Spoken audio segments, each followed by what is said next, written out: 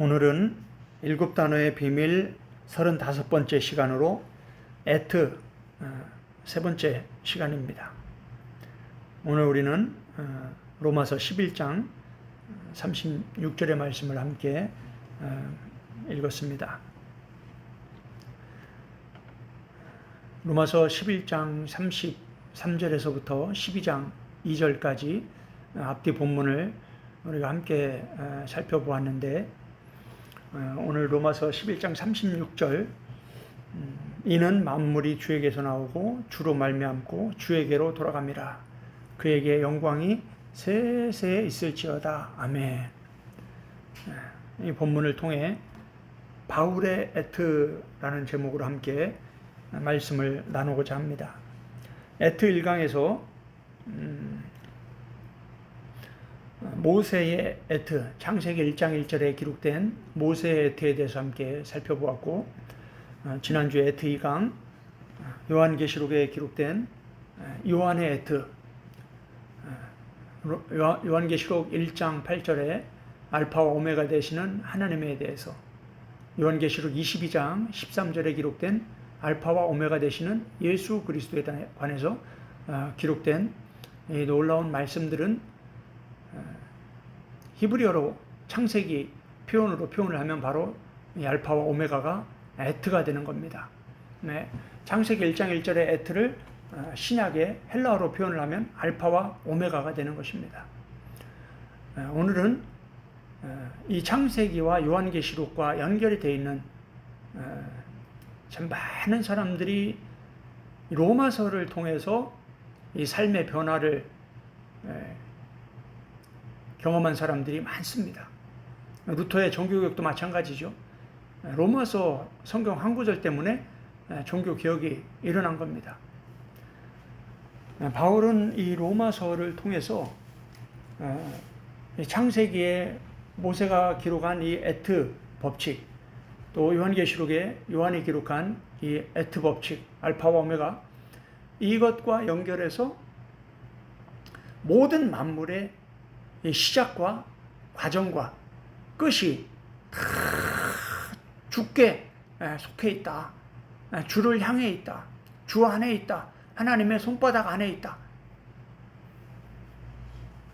라고 가르치는 이 중요한 전치사 에크와 에이스, 그 중간에 디아를 하나 더 넣어서 에크, 디아, 에이스, 이 세 전치사를 통해서 모든 만물의 시작과 과정과 이 끝이 예수님 안에 있다. 하나님 안에 있다. 알파와 오메가 되시는 하나님, 알파와 오메가 되시는 예수님. 이 복음을, 같은 복음을 바울이 전하고 있는 것을 오늘 함께 말씀을 나누려고 합니다. 오늘 우리가 읽은 이 로마서 11장 33절에서 12장 2절까지 이 말씀은 참 중요한 말씀입니다.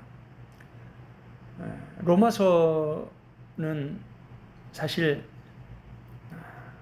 예수님의 사복음서 다음으로 가장 중요한 책이 아닐까라고 생각을 합니다. 저도 박사 논문을 로마서로 박사 논문을 썼기 때문에 로마서에 관해서는 참 할 얘기가 많습니다. 그런데 안타까운 것은 많은 사람들이 이 로마서 전체를 보지 못하고 부분적인 것만 너무 강조하면서 바울이 정말 로마서를 통해서 전하고자 하는 이 복음의 그 큰 그림을 보지 못하고 부분적인 것만 너무 강조하는 이러한 안타까운 일들이 많이 있습니다.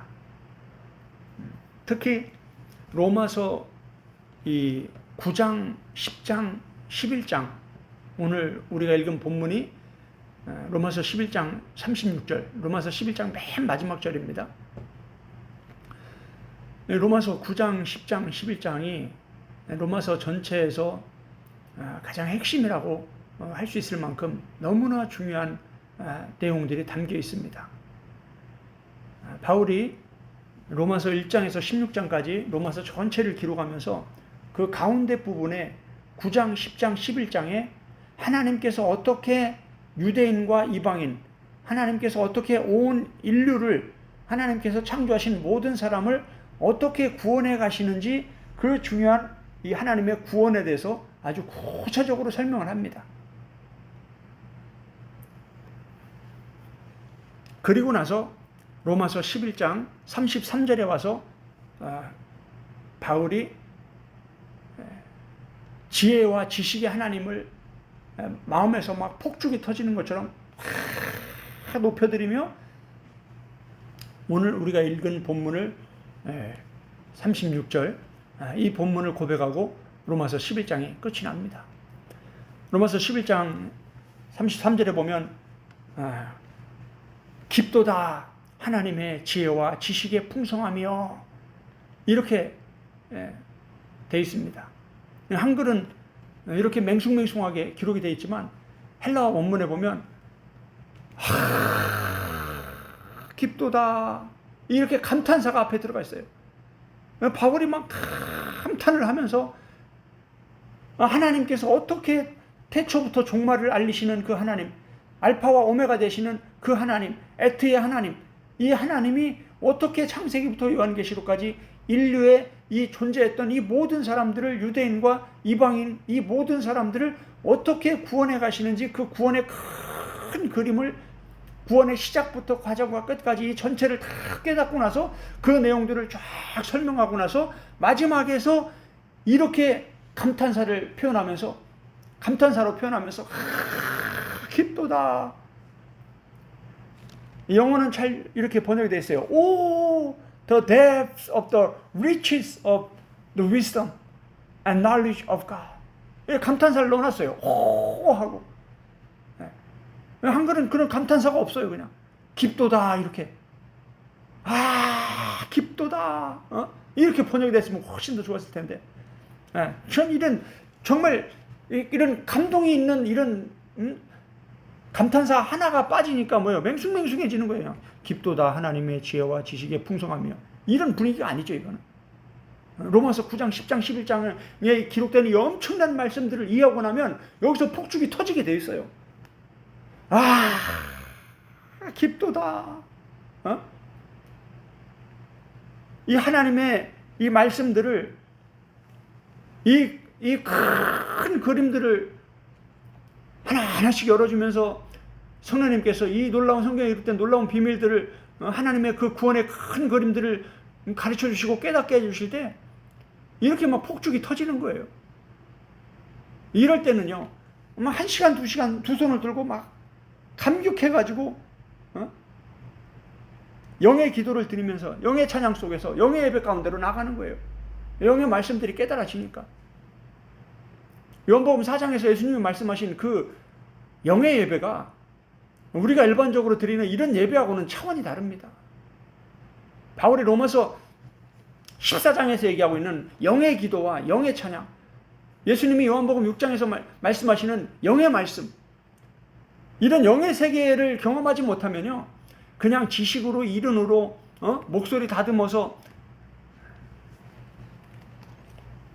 이런 것들은 자칫 잘못하면 육의 예배, 혼의 예배, 그 틀에 갇혀버릴 수가 있습니다. 하나님은 영이시고 영으로 예배하는 자를 찾으십니다. 영의 세계에 들어가게 되면 시간이 어떻게 흘러가는지를 몰라요. 영의 기도로 깊이 들어가면 3시간, 4시간 기도해도 잠깐 기도한 것처럼 이렇게 시간이 흘러갑니다.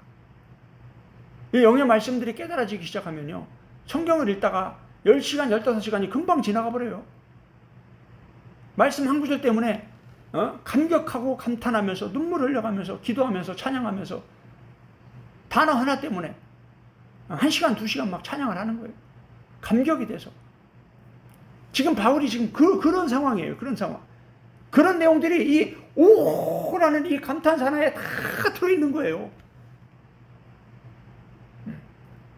저도 바울처럼 예수님을 만났기 때문에 바울처럼 선교사로 헌신하고 죽을 고비도 여러 번 넘기고 하면서 바울의 뒤꿈치도 못 따라가지만 그래도 바울과 유사한 경험들을 체험들을 많이 하고 지금까지 이렇게 사역의 사역자로 달려왔기 때문에 바울이 고백하는 것들이 너무나 깊이 와닿아요. 이론으로 지식으로 아는 게 아니죠. 같은 체험을 통해서 유사한 그러한 경험들을 통해서 동일하신 하나님, 한 분 하나님, 한 분 예수님, 한 분 성령님 같은 복음으로 공유가 되기 때문에 하나님은 살아계신 하나님이잖아요. 아브라함의 하나님이시오, 이삭의 하나님이시오, 요셉의 하나님이시오. 지금 우리와 함께 하시는 그 하나님이시잖아요. 그렇기 때문에 다 바울과 함께 했던 그 성삼위 하나님께서 오늘 우리와 함께 하시기 때문에 우리에게도 동일한 유사한 같은 그러한 영적 체험들을 하게 하시고 그러한 일들에 같은 하나님의 일들에 헌신하게 하시는 거예요. 그럴 때 성삼위 하나님께서 함께 하시는 증거들을 나타내 주시는 겁니다. 하나님이 함께 하셔야, 성령님이 가르쳐 주셔야 성경이 깨달아지고 열어지는 거예요. 이 지혜의 말씀, 지식의 말씀이 풀어져야 이러한 놀라운 감격과 감탄이 올라가는 거죠. 하나님은 깨닫는 은혜를 주시고 우리는 찬양을 올려드리는 거예요. 우리는 영의 예배를 올려드리는 거예요. 우리는 회개를 올려드리는 거예요.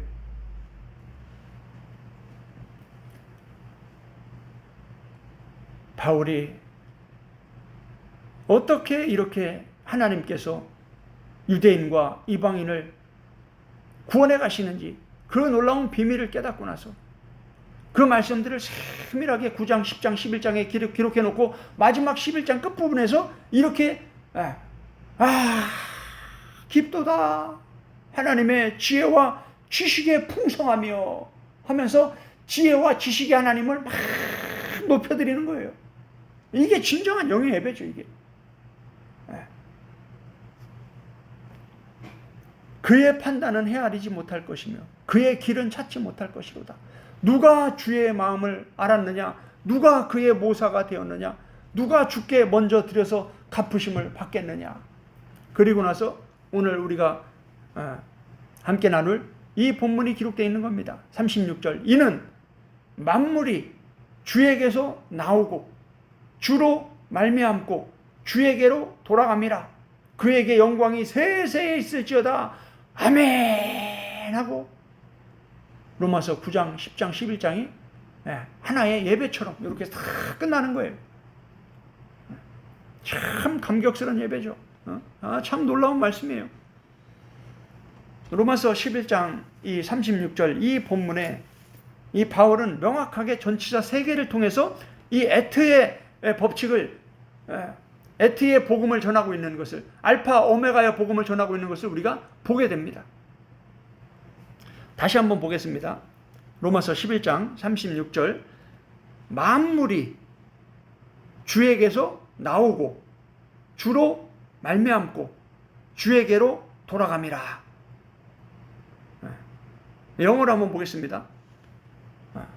From him and through him and to him are all things.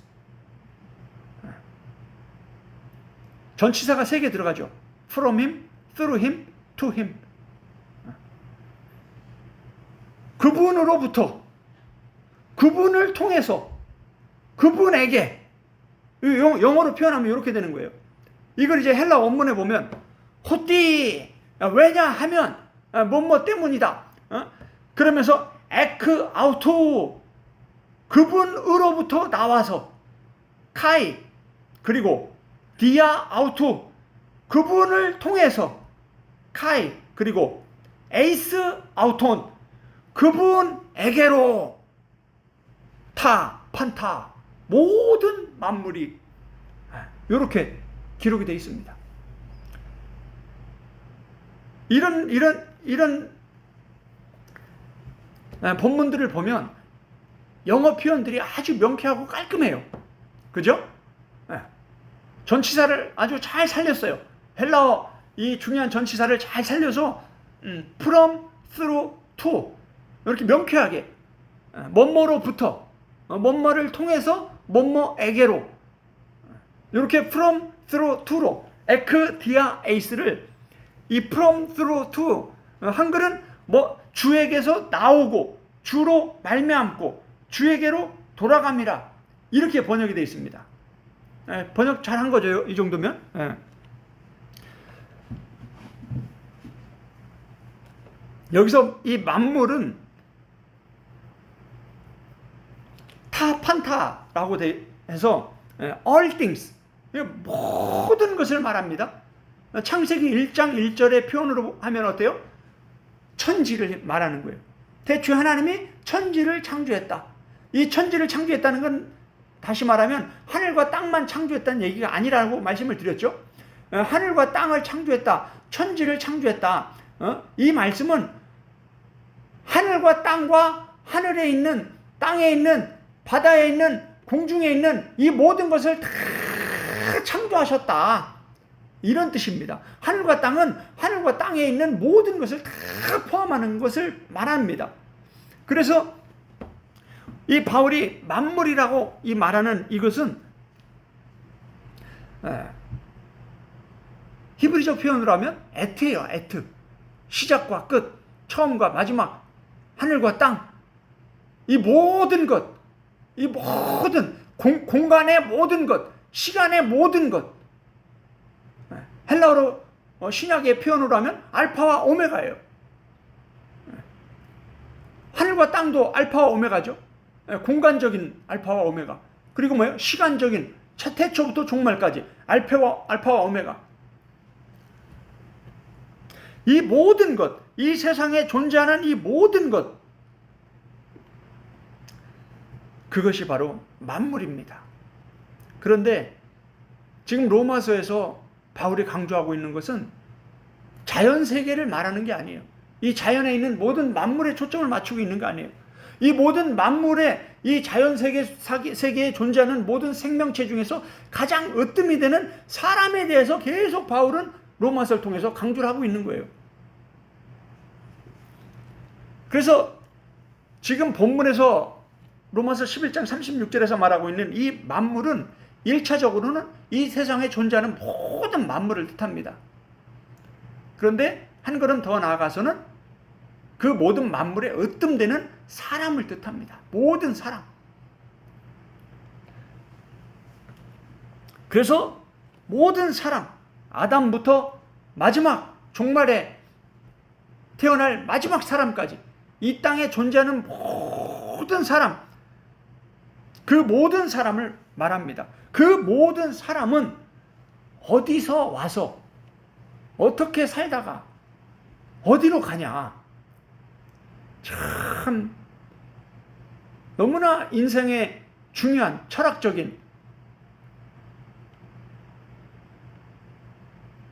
그리스도인이 아니라도 모든 인간이라면 이러한 고민들을 다 갖고 살 겁니다. 저도 예수님을 만나기 전에 청년 때 이런 고민들에 깊이 빠져 있었습니다. 도대체 나는 누구인가? 내가 어디서 와서 어디로 가는 건가? 내 안에, 내 속에 왜 이렇게 공허함이 많은가? 이것은 무엇으로 채울 수 있는가? 나는 무엇을 하면서 어떻게 살아야 되는가? 내가 누구인가? 이러한 질문들이 마음속에서 끊임없이 올라왔습니다. 그 공허함이 다른 어떤 것으로 채우려고 해도 채워지지 않는 거예요. 아무리 세상에 화려한 것들로 채워봐도 아침만 되면 다시 공허한 거예요. 이건 그리스도인들만 경험하는 게 아니라 하나님께서 창조하신 모든 피조물이 동일하게 경험하는 것입니다. 왜 그러는가? 그것은 전도서에 답이 있습니다.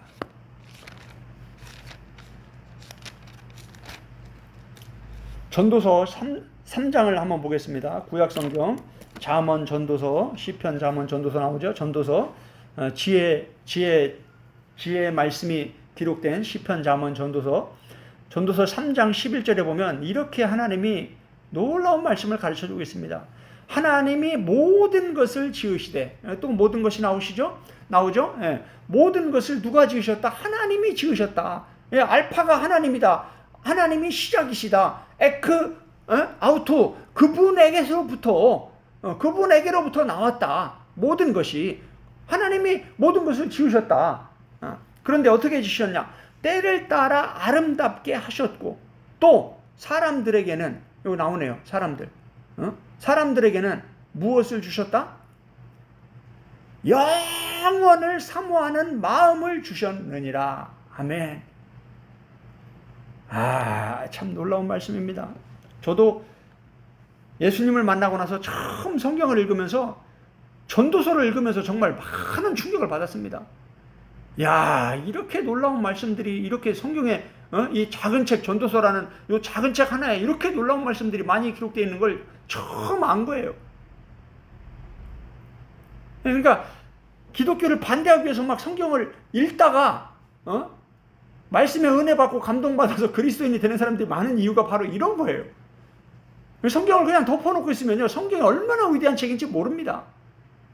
성경을 이제 하나씩 막 성경을 통해서 놀라운 지혜 말씀들을 깨닫기 시작하면 성경에서 손을 뗄 수 없는 성경의 마니아가 되는 거예요. 하나님이 모든 것을 창조하시고 사람을 창조하셨는데, 특히 사람에겐 무엇을 주셨다고요? 영원을 사모하는 마음을 주셨다. 영원이라는 건 뭡니까? 하나님이에요. 영원한 분은 성부, 성자, 성령 하나님밖에 없어요. 그리고 천국이에요. 천국. 그래서 끊임없이 모든 사람은 영생을 추구하게 되어 있습니다. 많은 사람들이 가까운 북한만 봐도 마찬가지죠. 자기들이 신이라고 하면서 자기들이 영원히 산다고 합니다. 그러나 그렇게 말했던 사람 중에 영원히 산 사람이 한 명도 없어요. 이단 교주가 얼마나 많습니까, 우리나라에. 그런데 자기들은 안 죽는다고 수없이 자기들이 신이라고, 하나님이라고, 성령님이라고, 예수님이라고 말하고 나서 죽었어요, 안 죽었어요? 다 죽었습니다. 영원한 사람은 없어요. 영원히 사는 사람은 없습니다. 인생은 길어봐야 80이요. 많이 살아야 120이에요. 과학이 발전하고 의학이 발전하면 150, 200까지 살 수 있겠지만, 그래도 영원히 사는 건 없습니다. 영원히 살 수가 없어요. 영원하신 분은 성삼위 하나님밖에 없어요. 하나님을 사모하는 마음을 주신 거예요. 그 하나님이 계시는 천국을 사모하는 마음을 주신 거예요. 그래서 그 하나님, 영원하신 하나님, 영원한 천국, 그 구원의 은혜를 깨닫기 전까지는요, 이 마음의 공허함이 해결이 안 되는 거예요. 예수님을 만나서 예수님의 그 십자가의 복음으로 구원의 은혜를 경험하기 전까지는 진정한 기쁨, 진정한 만족을 체험하지 못하는 거예요. 그래서 계속 뭔가 허전한, 뭔가 공허한 그 마음이 계속 마음속에 있는 거예요. 그래서 맛있는 것도 먹어보고, 좋은 옷도 사보고, 별짓을 다 해봐도 뭐예요? 그게 안 채워지는 거예요, 사람은. 끊임없이. 그래서 그 세상 것에 끊임없이 끌려가는 거예요. 그게 에베소 2장은 바울은 공중의 권세를 따랐다. 우리도, 너희도 그랬지만, 우리도, 바울도 거듭나기 전에는 공중의 권세 잡은 자를 따랐다. 불순종의 아들들처럼 살았다. 마귀의 자녀로 살았다. 이렇게 고백을 하고 있는 겁니다.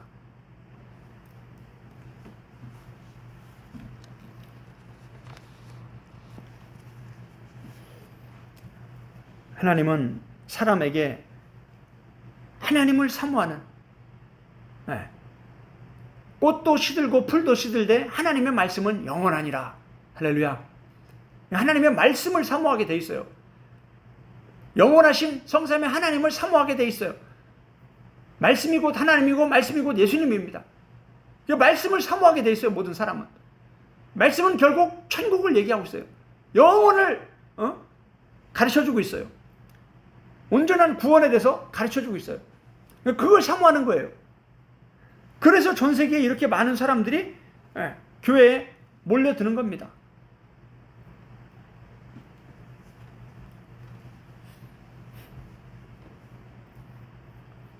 이 만물의 시작과 과정과 끝에 대해서 바울은 가르쳐주고 있습니다.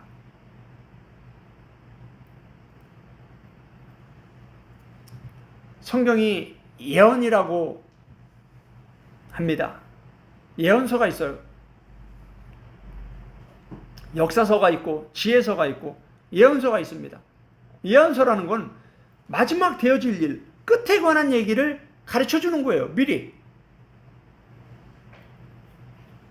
사람들이 왜 점을 보러 다닙니까? 내가 알지 못하는 미래에 대한 무언가를 얘기해 주니까 그게 듣기 좋은 거예요. 그걸 듣고 싶은 거예요.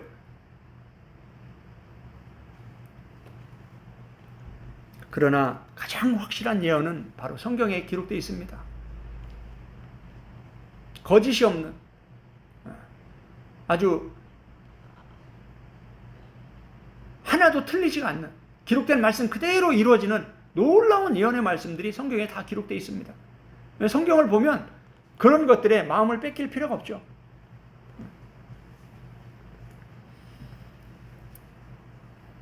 바울은 전치사 3개를 통해서 이 에트의 복음, 알파 오메가의 복음, 모세와 요한이 전한 그 에트의 복음을 같이 전하고 있음을 이 본문을 통해서 우리는 알 수가 있습니다. 첫 번째로 주에게서 나왔다. 만물이 주에게서 나왔다. 에크 아우투. 본문을 원문 그대로 해석하면 그분으로부터 이렇게 해야 됩니다. 그분으로부터 출처, 출신. 우리가 어디에서 왔나? 이게 참 중요하죠. 많은 사람들이 이 답을 찾지 못해서 방황을 하는 거예요. 나는 도대체 어디서 와서 어디로 가는가? 나는 누군가? 나는 어떻게 살아야 되는가? 이게 바로 많은 철학자들이 평생 이 고민을 하다가 소크라테스도 마찬가지죠. 이 고민을 하다가 가는 거예요. 그런데 바울은 너무나 명쾌하게 전치사 3개로 이 중요한 답을 아주 명확하게 구체적으로 깔끔하게 답을 주고 있습니다. 참 놀랍습니다. 모세도 마찬가지고 요한도 마찬가지죠. 에트를 통해서 알파 오메가를 통해서 명확하게 이 시작과 끝을 가르쳐주고 있습니다. 한글은 만물이 주에게서 나오고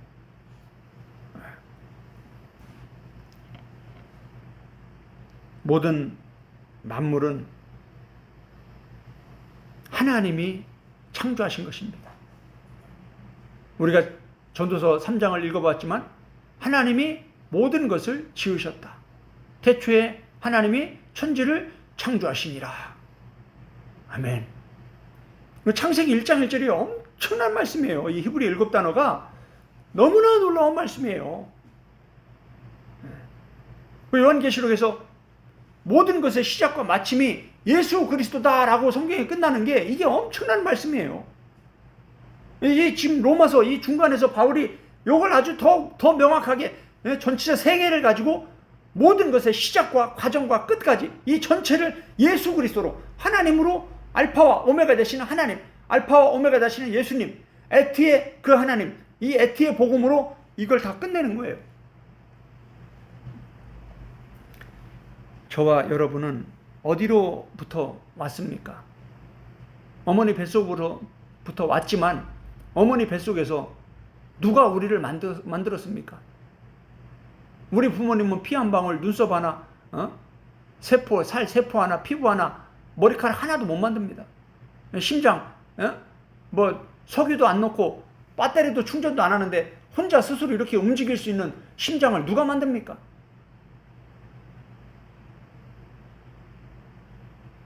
우리의 마음과 생각, 이거 누가 만들 수 있습니까? 너무나 놀라운 거예요. 우리가 TV, 핸드폰만 봐도 참 놀랍죠. 신기하죠. 야, 어떻게 TV에서 사람들이 왔다 갔다 하고 말을 하고, 그런데 더 놀라운 건 사람이에요.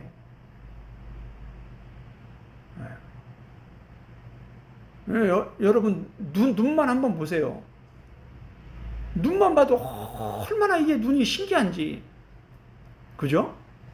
눈이 어떻게 이렇게 사물을 보고 판단을 하고 이게 어떻게 이게 보이고 이게 어떻게 뇌로 연결이 돼서 이게 본 걸 또 입으로 혀를 통해서 또 말로 나오고 참 이게 인간이 얼마나 신기합니까? 어? 만물의 영장이라고 하잖아요, 사람은. 사람은 이 육체만 있는 게 아니죠. 육체만 봐도 너무나 신기한 거예요. 그 의사들이, 과학자들이 이 신체와 이 우주 자연을 연구하다가 하나님을 믿는 경우가 많은 거예요. 연구하다 보니까 너무 신기한 거예요.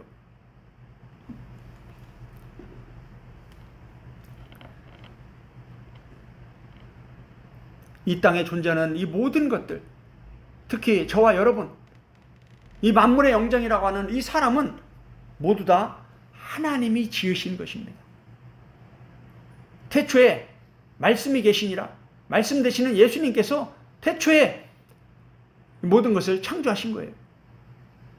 그래서 요한은 하나님이 알파와 오메가이시고 예수님이 알파와 오메가이시다, 이렇게 요한계시록 1장 8절에서 22장 13절에서 요한계시록의 시작과 끝에서 이렇게 하나님과 예수님을 알파와 오메가다라고 소개하고 요한계시록이 성경이 끝이 나는 거예요.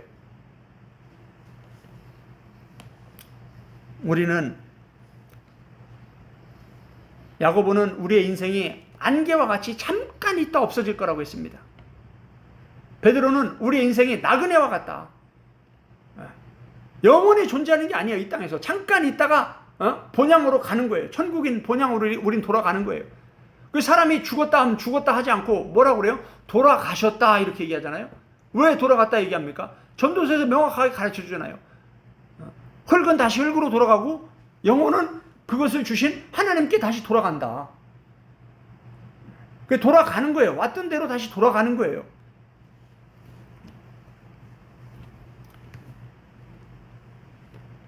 우리 인간은 하나님께로부터 왔습니다.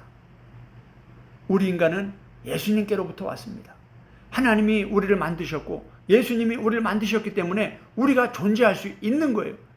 그래서 우리는 1차로 우리를 낳아주신 육신의 부모님께 감사해야 되고, 더 나아가서는 우리의 영적, 육적, 혼적, 영혼육의 모든 것의 근원이 되시는 창조주 성삼위 하나님께 우리는 감사를 해야 되는 거예요.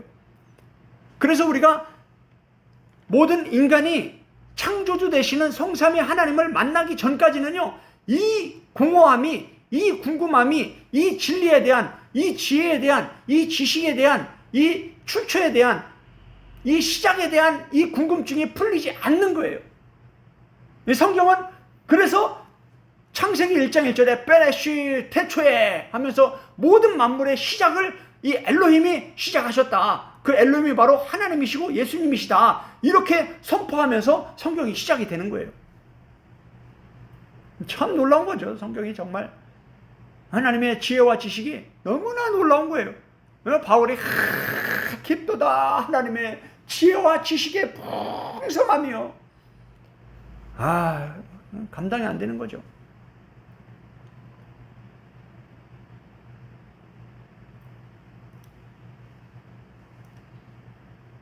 세상에 어떤 영화나 어떤 드라마나 어떤 책을 100번, 10,000번 보겠습니까? 성경은요, 1000번, 10,000번 보아도 날마다 새로운 거예요. 참 놀랍죠? 저도 이렇게 성경에 보면 막 다 해질 정도로, 이렇게 너덜너덜 할 정도로 성경이, 이렇게 돼 있습니다. 이게 몇 권째 이래요, 지금.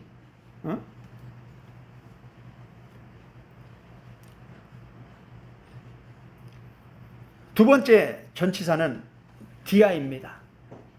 영어로 하면 through. 이건 과정을 말하는 거예요.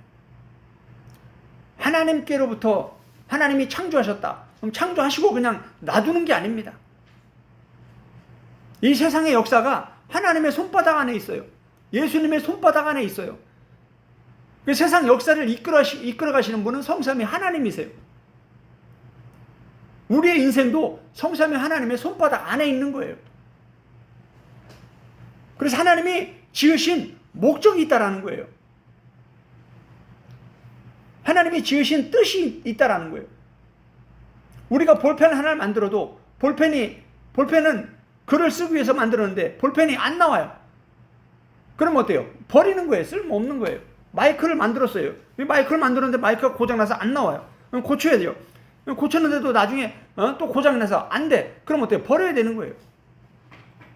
마찬가지예요. 하나님이 사람을 창조할 때 모든 목적을 가지고 창조를 하신 거예요. 그래서 우리에게 은사를 주시고 사명을 주시는 거예요. 우리가 이 땅에서 해야 될 일이 있는 거예요. 교회마다 사명이 있고 사람마다 사명이 있는 거예요. 교인들마다 직분이 있는 거예요.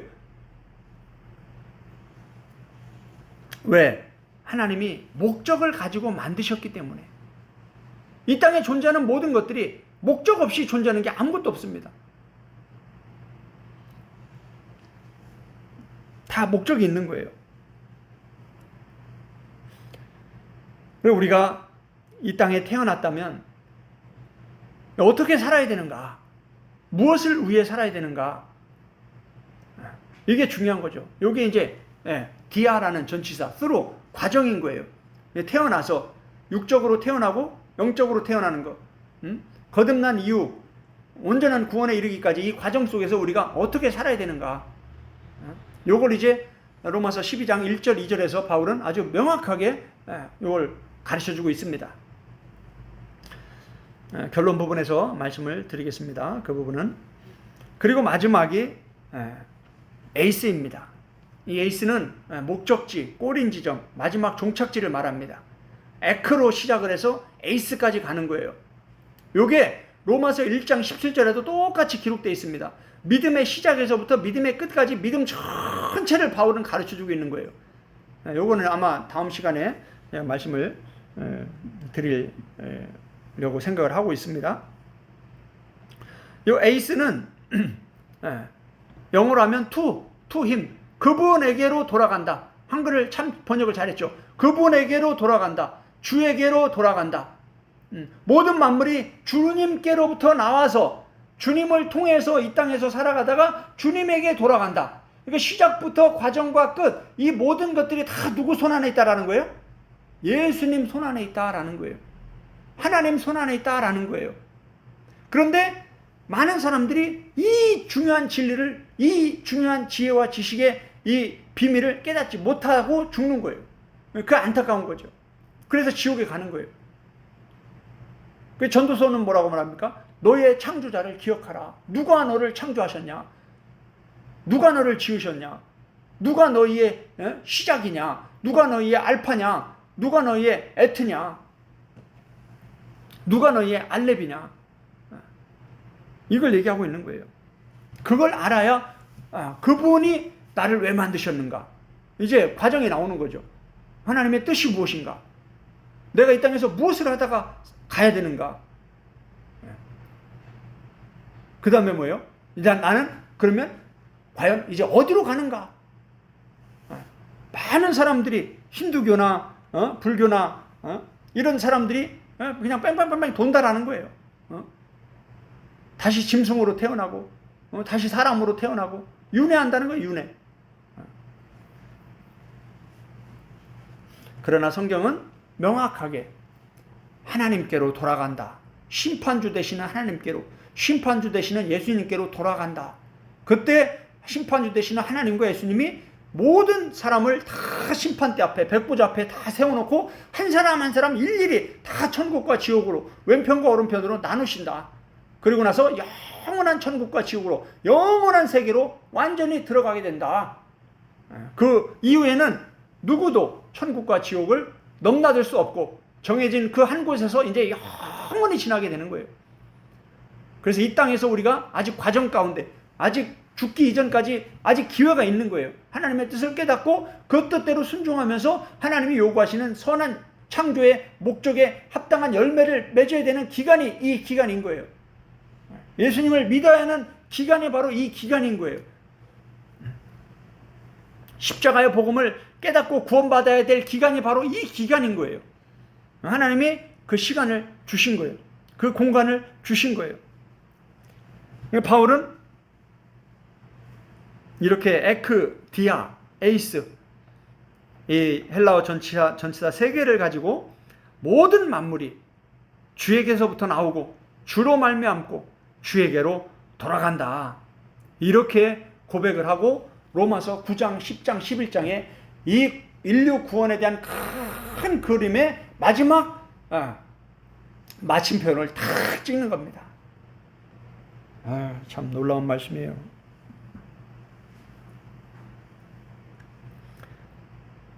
로마서 11장을 보면 특별히 이 마지막에서 하나님이 유대인도 버렸으니까 이방인인 너희들도 하나님이 버리실 것이다. 하나님의 인자하심과 준엄하심을 보라 라고 말씀하시면서 하나님의 준엄한 심판의 두려움에 대해서 말씀을 하고 있습니다. 그런데도 많은 사람들은 이런 본문을 자의적으로 해석하고 자기들의 교리와 신학에 맞추어서 엉뚱하게 해석하는 안타까운 경우들이 많이 있습니다.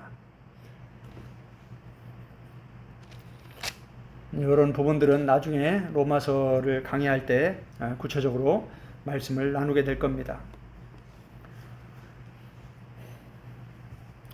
결론을 말씀드리겠습니다. 창세기 1장 1절에 모세의 에트, 요한계시록 1장 8절과 22장 13절에 알파와 오메가 되시는 하나님과 예수님, 요한의 에트, 그리고 로마서 11장 36절에 기록된 에크와 디아 에이스, 이 모든 것이 바울의 에트, 처음과 시작과 과정과 마침 되시는 하나님과 예수님에 대한 에트의 복음이, 알파 오메가의 복음이, 에크와 에이스의 복음이 이 창세기부터 요한계시록까지 성경 전체 속에 이렇게 다 녹아 있다라는 것을 우리는 볼 수가 있습니다. 모세는 엘로힘이 모든 만물을 창조하신 에트의 복음을 기록했습니다. 베레시트 바라 엘로힘 에타 샤마임 웨 타레츠. 태초에 하나님이 엘로힘이 모든 만물을 하늘과 땅을 창조하셨다. 요한은 엘로힘이 모든 만물의 알파 오메가라고 기록을 하셨습니다. 그 엘로힘은 바로 하나님이시고 예수님이십니다. 요한계시록 1장 8절 주 하나님이 이르시되 나는 알파와 오메가라 이제도 있고 전에도 있었고 장차 올 자요 전능자라 하시더라. 요한계시록 22장 13절 나는 알파와 오메가여 처음과 마지막이요 시작과 마침이라. 아멘. 바울은 엘로힘이 모든 만물의 시작과 과정과 끝이라 라고 기록을 하고 있습니다. 로마서 11장 36절 이는 만물이 주에게서 나오고 주로 말미암고 주에게로 돌아감이라. 아멘. 그에게 영광이 세세토록 있을지어다. 아멘. 창세기와 요한계시록 그리고 로마서의 놀라운 조화를 볼 수가 있습니다. 왜냐하면 성경은 한 분 하나님이 기록하신 거예요. 성경의 원저자는 하나님이에요. 시대마다 그 수천 년 전에 모세를 통해서 모세오경을 기록하신 분도 하나님이시고 사도 요한의 예수님의 12제자 중 하나인 사도 요한을 통해서 반모섬에서 그렇게 핍박을 받으면서 유배돼서 고통 가운데 고난 가운데서 환상을 보여주시고 성령께서 영안을 열어서 요한계시록을 기록하게 하신 그분도 성삼위 하나님이십니다. 바울에게 예수님의 부활 승천 이후에 바울에게 1대1로 나타나셔서 바울을 만나주시고 큰 빛으로 바울의 눈을 멀게 하고 3일 만에 다시 안수를 받고 눈을 뜨게 하고 이 복음을 깨닫게 해서 이 로마서를 기록하게 하고 그분이 바로 예수님이에요. 성령님이에요. 하나님이세요. 그래서 시대가 변하고 시간이 흐르고 장소가 바뀌고 사람이 바뀌어도 이 성경에 기록된 이 말씀들은 하나로 다 통일이 되는 거예요. 할렐루야. 참 놀라운 거죠. 그래서 결국은 성삼위 하나님께서 성경을 기록하셨구나. 성경의 원저자는 하나님이시구나. 엘로힘이 천지를 창조하셨고 엘로힘이 모든 것을 마치시는구나. 영원하신 분은 성삼위 하나님 엘로힘이시구나. 그래서 성경은 뭐예요? 이 엘로힘을 소개하는 책이에요. 우리가 지난 시간에 봤잖아요. 에고 에이미 나는 누구다. 아노키 나는 누구다. 아니 여호와, 나는 이런 여호와다. 나는 이런 엘로힘이다. 나는 이런 예수다. 하나님과 예수님이 자신을 계속해서 소개하는 것을 우리는 볼 수가 있습니다.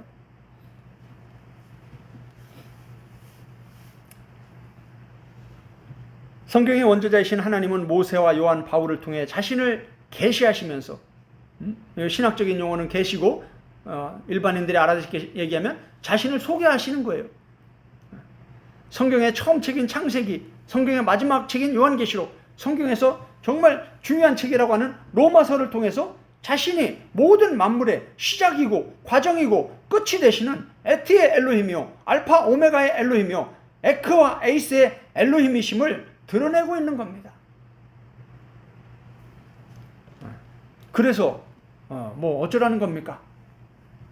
결론이 뭡니까?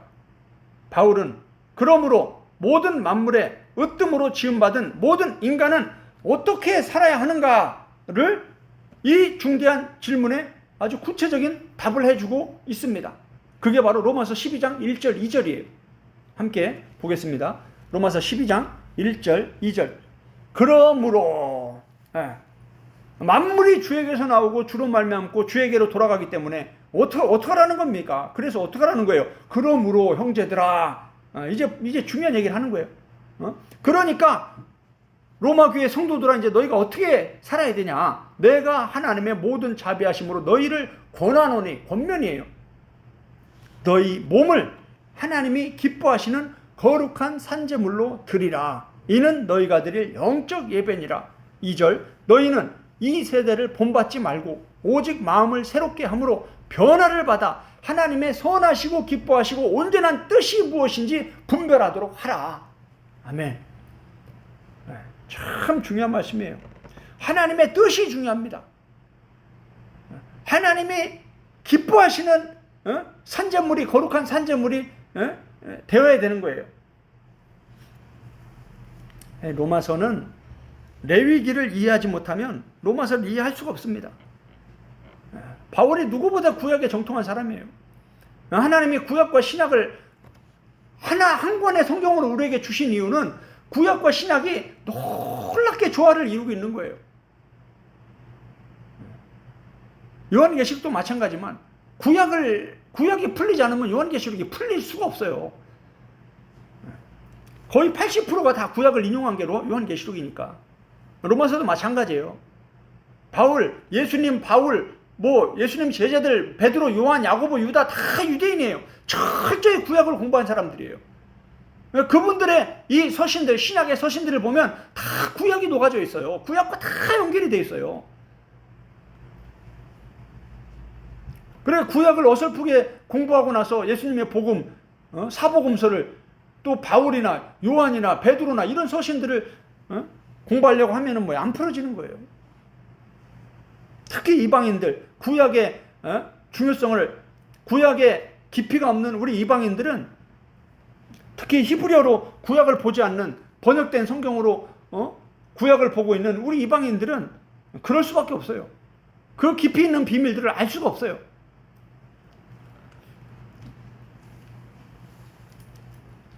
레위기가 그냥 기록된 게 아니라 이 신약에서 이 복음을 전하기 위해서 구약의 레위기가 기록이 된 거예요.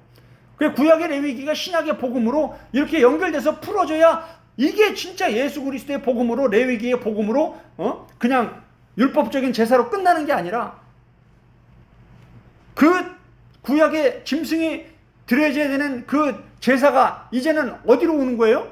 우리가 그 제물이 되는 거예요. 우리가 신약에서. 그래서 그냥 제물이 되는 게 아니라 하나님이 기뻐하시는 제물이 되어야 됩니다. 내 마음대로 내 생각대로 막 이렇게 하면 하나님 기뻐하시겠지, 이게 아니란 말이에요. 철저히 말씀을 따라서 하나님이 기뻐하는 게 있고 싫어하는 게 있다고 말씀하고 있잖아요. 그죠? 아주 명확히 구체적으로 지금 7단어의 비밀 상권에서 이 내용들을 세밀하게 다 기록해 놨어요. 하나님이 싫어하는 게 뭔가, 하나님이 기뻐하는 게 뭔가, 태초부터 종말을 알리시는 이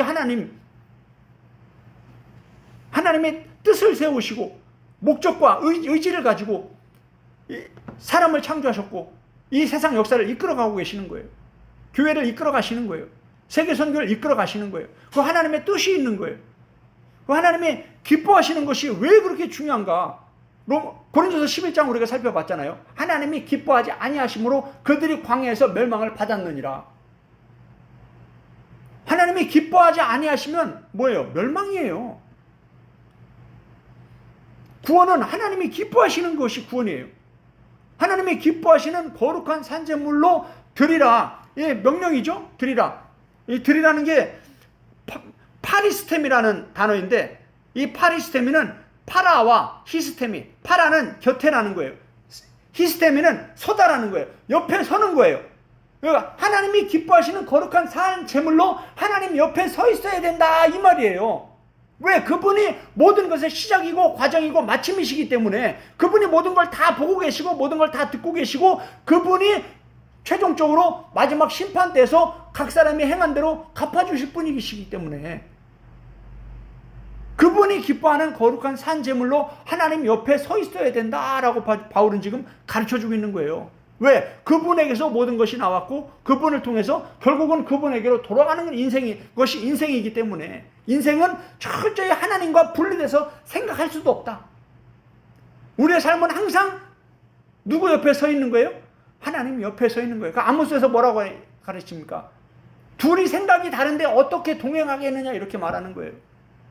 하나님이 이사야를 통해서 뭐라고 했습니까? 내 생각과 너희 생각은 하늘과 땅만큼 다르다라고 말씀하시는 거예요. 그래서 말씀이 위로부터 내려와서 땅을 적시는 거예요. 우리의 마음을 적시는 거예요. 우리를 변화시키는 거예요. 우리 생각을 버리게 하고 하나님의 생각을 채우는 거예요. 우리가 성경을 읽고 설교를 듣는 이유는 말씀을 통해서 말씀이 우리 마음을 채워지면서 우리의 생각이 빠져나가는 거예요. 그 내 생각대로 내 마음대로 살던 삶에서 이제 점점 말씀대로 살려고 몸부림치게 되는 거예요. 말씀이 요구하는 열매들을 맺으려고 순종하게 되고 헌신하게 되고 희생하게 되는 거죠. 예수님의 십자가의 복음을 오늘도 우리가 찬양을 했지만 예수님의 인내를 우리도 본받아서 겸손히 주를 섬길 때 참 괴로운 일이 많습니다. 복음대로 말씀대로 살려가면 참 손해보는 일이 많은 거예요. 예수님이 그렇게 손해보셨잖아요. 예수님이 그 엄청난 능력을 가지고 로마 군인들을 다 때려 죽인 게 아니잖아요. 그죠? 우리도 권세가 있고 우리도 지위가 있고 우리도 힘이 있어서 우리 마음대로 승질대로하면 모든 게 쉽게 됩니다. 그런데 그건 예수님의 방법이 아니에요. 베드로가 칼을 뽑아서 귀를 막 잘라버리니까 예수님이 아이고 잘했다, 역시 우리 베드로 너밖에 없구나, 아이고 내 오른팔, 이랬어요? 엄하게 호통을 치는 거죠. 야 베드로, 너 이제 내가 승천할 때가 됐는데 아직도 네 승질대로 네 마음대로 하냐? 그건 복음의 방법이 아니야. 칼을 집어넣어. 칼은 칼로 싸우는 자는 칼로 망하게 돼 있어. 그러면서 예수님이 뭐라고 했습니까? 어린 양처럼 자기가 잡혀가는 거예요. 그 길이 어떤 길입니까? 살과 피를 다 내어줘야 되는데 그 길을 잡혀가서 가는 거예요. 그러니까 어땠습니까? 제자들도 다 도망가 버리는 거예요. 도대체 이 길이 어떤 길이냐? 아유, 같이 못 따라가겠다. 예수님 옆에 서 있기로, 모든 사람이 다 예수님을 버려도 나는 예수님을 버리지 않겠다고, 예수님 항상 옆에 서 있겠다고, 오늘 우리 나오잖아요. 거룩한 산제물로 하나님이, 기뻐하시는 산제물로 그 옆에 서 있어라. 이렇게 말하고 있는데 뭐예요? 예수님이 그 고난의 길, 십자가의 길을 가니까, 베드로까지 도망가 버리는 거예요. 그러니까 우리가 예수님을 따라간다는 게요, 이게 쉬운 길이 아니에요. 철저한 교육과 훈련이 아니고는 이게 안 되는 거예요. 우리의 의지적 고백만 가지고 되는 게 아니에요. 그래서 예수님이 말씀만 가르친 게 아니라 겟세마네 동산에서 기도 훈련을 시킨 거예요. 철저히 기도하면서 내가 순교의 순간이 와도 내가 순종하겠습니다라고 철저히 결단하고 핏방울이 땀방울이처럼 흘러내리는 그러한 결단 속에서 이 순종이 나오는 거예요. 할렐루야. 순종이 그냥 되는 게 아닙니다. 철저한 말씀의 훈련과 기도의 훈련을 통해서 굳은 결심과 결단을 통해서 이게 하나님의 뜻이구나, 나를 향한 아버지의 뜻이구나, 내가 이 뜻을 위해서 이 땅에 왔구나, 나는 죽어야 되는구나, 살과 피를 다 내어줘야 되는구나, 이것만이 인류를 구원할 수 있는, 죄인된 우리를 구원할 수 있는 하나님의 뜻이구나, 이게 바로 산 제물이구나, 그래서 모든 것의 샘플로, 모델로 예수님이 먼저 그 길을 가신 거예요. 그러면서 예수님이 우리에게 예수님을 믿으라고만 말씀하신 게 아니라 나를 따라오라, 예수님을 따라오라고 말씀하시는 거예요. 그 예수님이 그래서 길이라는 거예요. 길은 뭡니까? 따라가는 거예요. 순종이에요. 이걸 다른 말로 말하면 이걸 행함이라고 하는 거예요. 더 고차원적인 말로는 사랑 실천이라고 하는 거예요. 이런 중요한 복음을 모르니까 행함을 얘기하면 뭐 이단시해버리고 얼마나 수준이 낮습니까? 우리 기독교가 지금. 야고보서도 이해 못하고 마태복음도 이해 못하고 로마서도 이해 못하고 이 심층이만 강조하고 있으니까 이런 초보적인 어린아이 수준에 머물러서 좀 단단한 말씀 얘기하면 못 알아듣고 이단시하고 로마서 14장만 읽어보세요. 얼마나 바울이 이런 말씀들을 중요하게 가르쳐주고 있는지. 그래서 성경은 시작부터 과정과 끝 전체를 봐야 돼요. 로마서도 1장부터 16장까지 로마서 전체를 봐야지. 중요하고 어려운 말씀, 힘든 말씀은 다 빼놓고 쉽고 편하게 먹을 수 있는 저세 말씀만 먹고 이게 복음이다, 이게 구원이다 이러면 큰일 나는 거예요. 그래서 바울이 밤낮으로 눈물을 흘려가면서 이렇게 성경을 가르치려고 했던 이유가, 시작부터 과정과 끝 전체를 가르치려고 했던 이유가 바로 이런 거예요. 너희는 어린아이가 되지 말고 그리스도의 장성한 분량까지 이루어야 된다. 그러면서 밤낮으로 성경을 가르치는 이유가 안 자라니까. 어린아이가 돼서 맨날 조세 말씀만 먹고 고린도 교회처럼 맨날 분쟁하고 싸우고 이러고 있으니까 뭐예요? 안 되는 거예요. 그 수준에 머물러 있는 거예요. 히브리서 5장에서 엄하게 책망을 하잖아요. 너희가 마땅히 선생해야 되는데 아직도 어린아이다. 성경은 처음부터 끝까지 전체를 먹어야 되는 겁니다. 창세기부터 요한계시록까지 그 안에 기록된 모든 성경 66권을 다 먹어야 이게 성경이 풀리고 복음이 풀리고, 그래서 하루아침에 이게 되는 게 아니라는 거예요. 많은 시간이 필요한 거예요. 바울이 그렇게 밤낮으로 가르쳐도 안 되는 거예요. 잘. 로마서 9장, 10장, 11장만 이해하는데도 많은 시간이 걸립니다. 너무나 단단한 말씀들이라 사람들이 못 먹어요. 목사님들도 힘들어요. 로마서 11장 말씀들을 가르치면, 전하면 힘들어요.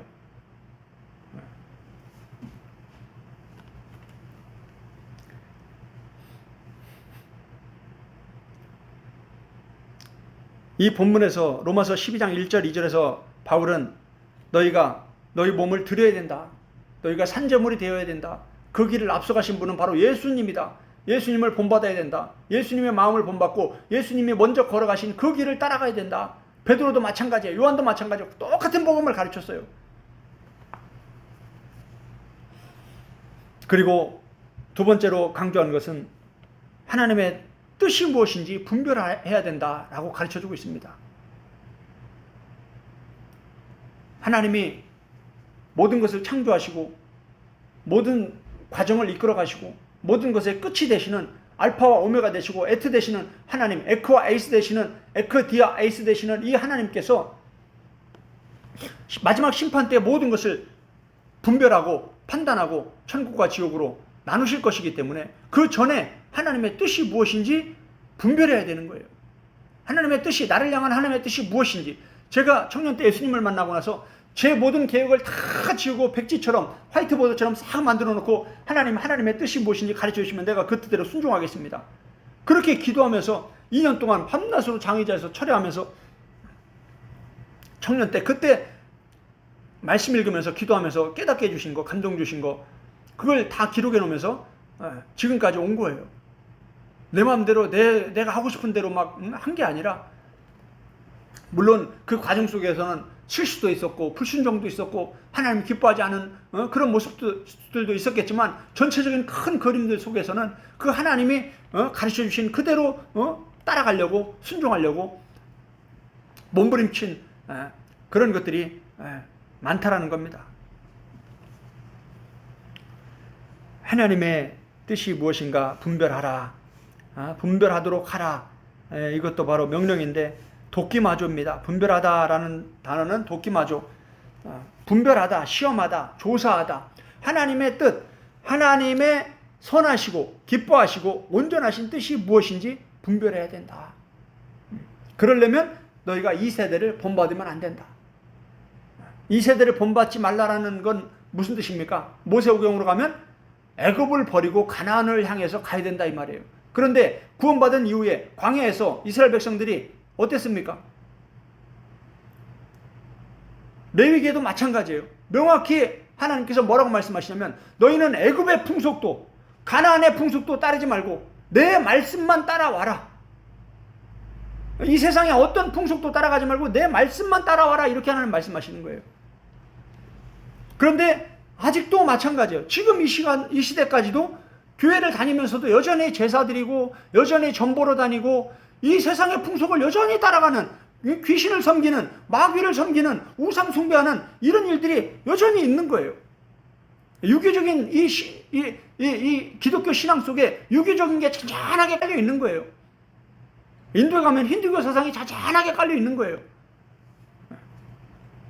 이스라엘에 가면 유대교 사상이 잔잔하게 깔려 있는 거예요. 잔잔한 게 아니라 아주 강력하죠.